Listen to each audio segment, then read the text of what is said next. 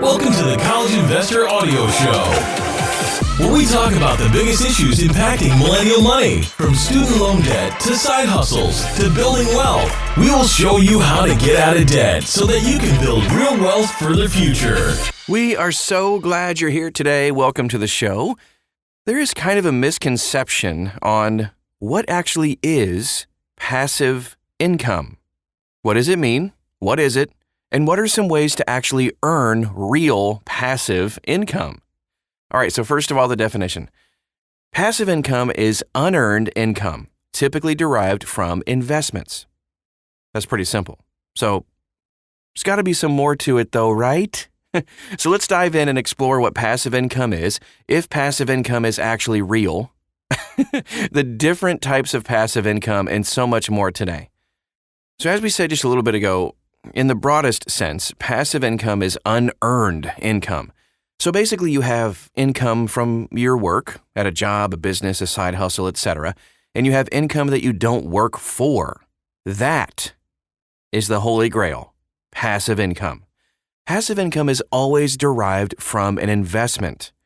Two ways to create passive income. You can invest your time or your money, and most passive income opportunities come from a combination of both.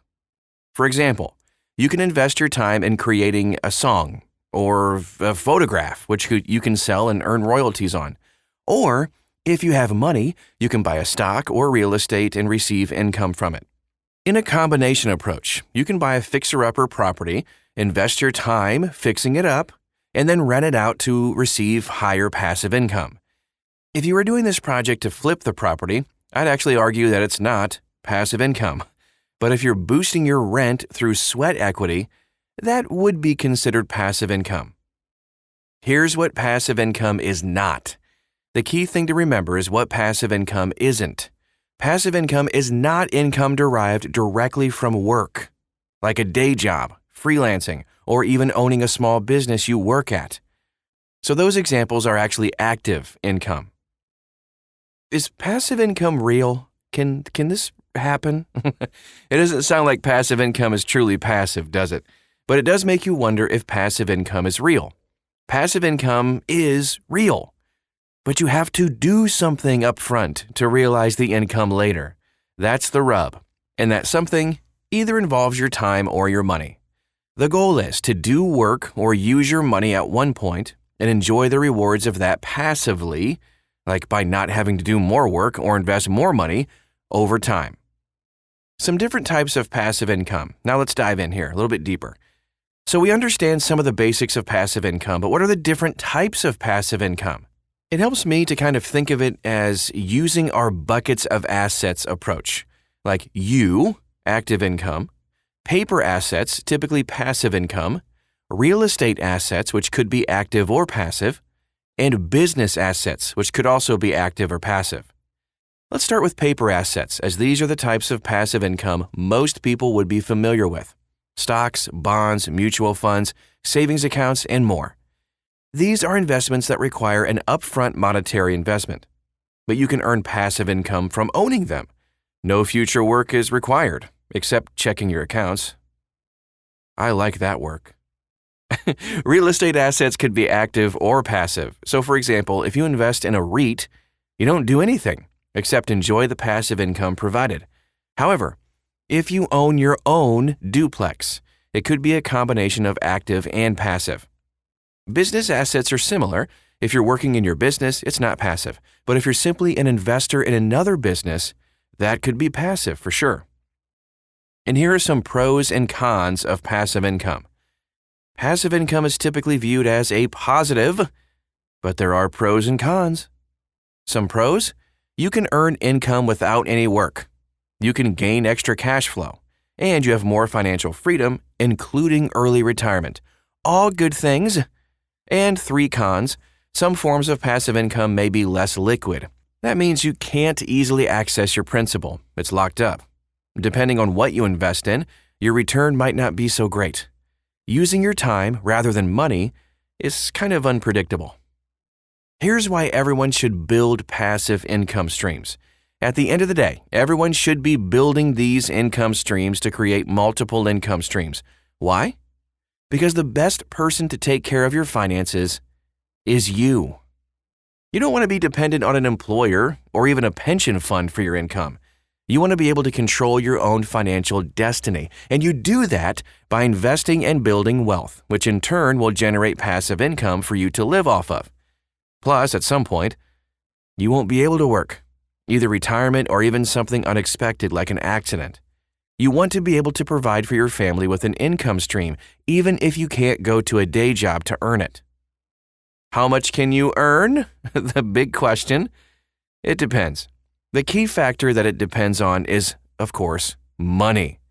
When it comes to using your time, a little luck is involved, like having a song go viral that you can earn royalties on.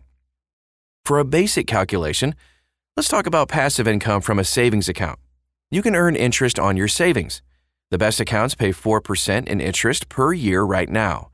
That means you can earn $400 for every $10,000 you've saved.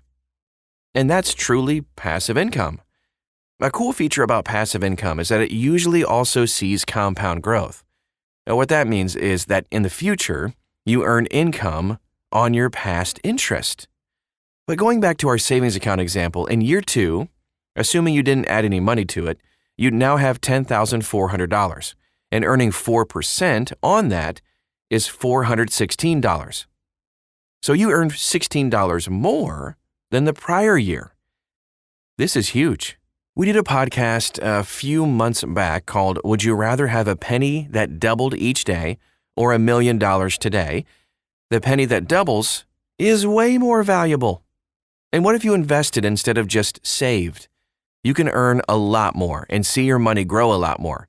We have a chart on the average return by asset class at thecollegeinvestor.com. Would be worth checking out for sure. All right, now let's take a look at whether passive income is taxable or not. Yeah, what about taxes? Everyone likes to talk about taxes when it comes to money, and there are really bad takes out there for sure, like you shouldn't earn more because you'll pay more in taxes. That's terrible. Don't listen to that. Very bad advice. Yes, the money you earn as passive income is potentially taxable, but that's not a bad thing. You're earning more money. I'd rather earn an extra $100 knowing I only keep 80 of it than not doing anything at all and not having that $80. Get it?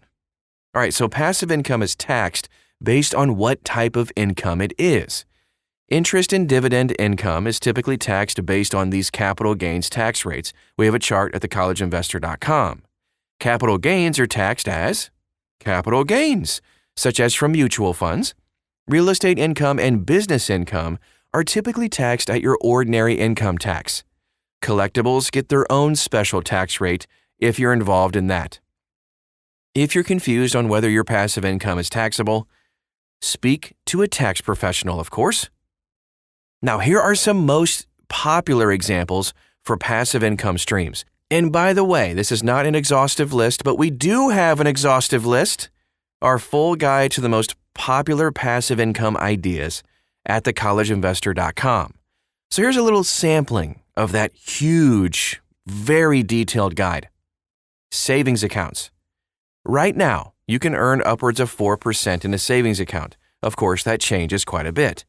And you can earn even more in a certificate of deposit. Stocks. Stocks pay dividends, and you can get started investing in stocks for as little as $10 at most major brokerage firms. Plus, it's commission-free to invest in stocks, mutual funds, and ETFs, and most places. Real estate. There are a ton of ways to invest in real estate, but from a passive investment perspective, a REIT or a fund is the best. Let's wrap things up with some final thoughts today. Passive income may seem like a myth, a mythical creature from another planet, but it's real, and anyone can build it. The key is to start early, like now, even if you're starting very small. Your investments will grow over time, trust me, generating more passive income for you. Compound interest, think about it, which in turn will grow even more. So, even if you only have a Hamilton, a $10 bill, you can get started right now with passive income. I mentioned this a lot during the show today, but please check out all of the really cool guides and articles and links and everything we have at thecollegeinvestor.com. We want to walk alongside of you in this very exciting journey of earning all of these different passive income streams. Find us. You can find us all over social media. Just search for The College Investor. We'd love to get to know you and help you in your journey. Thanks again for stopping by today, and we'll talk to you again real soon.